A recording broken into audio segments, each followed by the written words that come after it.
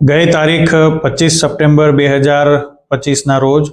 ફટાણા ગામે વર્તુ નદીના પુલ પાસે વર્તુ નદીના પાણીમાંથી એક અજાણી સ્ત્રી આશરે 45 થી 50 વર્ષ ઉંમરને જેટલી દેખાતી મહિલાની બિનવારસુ હાલતમાં કોહવાયેલી હાલતમાં લાશ મળેલી હતી, જેના આધારે બગવદર પોલીસ સ્ટેશનમાં અકસ્માત મોત નંબર 41/2025 નોંધી અને તેની તપાસ પીએસઆઈ બગવદર દ્વારા કરવામાં આવી રહેલ હતી।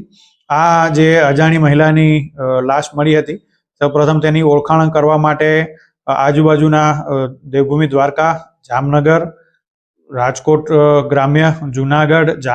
જામનગર તથા અન્ય તમામ ગુજરાત રાજ્યના જિલ્લામાં આ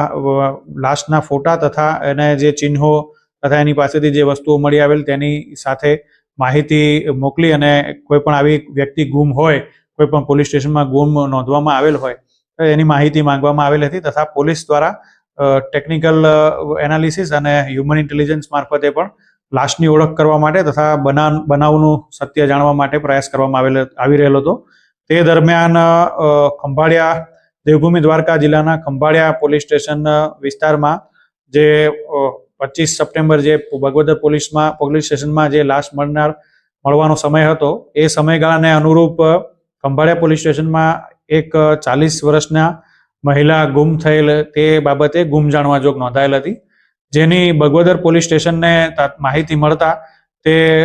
જે ગુમ જનાર ખંભાળિયા પોલીસ સ્ટેશનમાં હતા, જેનું નામ મમતાબેન વાઇફ ઓફ મૃત્યુંજય પ્રધાન યાદવ, ઉંમર વર્ષ 40, જેઓ ખંભાળિયા બંગલાવાડી વિસ્તારના રહેવાસી હતા,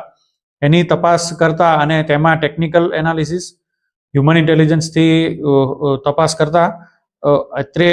પોરબંદર ખાતે રામદેવ કાના ઉર્ફે સુકાભાઈ અમર, રહેણાંક સોઢાણા ગામ તથા જેઠા ઉર્ફે કાર્યો સન ઓફ સામતભાઈ ઓળેદરા, જેઓ મજીવાણા ગામના રહેવાસી છે, તે બંને લોકોએ આ મહિલાને કોઈ પણ કારણોસર બોલાવેલ હોય તેવી જાણકારી મળેલ, જેથી ઊંડાણપૂર્વક સાક્ષીઓની તથા આ જે વ્યક્તિઓ છે એની તપાસ કરતા સંપૂર્ણ વિગત આ પ્રમાણે સામે આવેલ કે આ રામદેવ સન ઓફ કાનાભાઈ અમર તથા જેઠા ઉર્ફે કાર્યો સન ઓફ સામતભાઈ ઓળેદરા નાઓએ જે ખંભાળિયામાં ગુમ થયેલ મહિલા હતા મમતાબેન વાઇફ ઓફ મૃત્યુંજય પ્રધાન યાદવ, તેમને શરીર સંબંધ બાંધવા માટે આર્થિક વળતર આપી અને શરીર સંબંધ બાંધવા માટે આ બંને વ્યક્તિઓએ તેમને રામદેવ અમર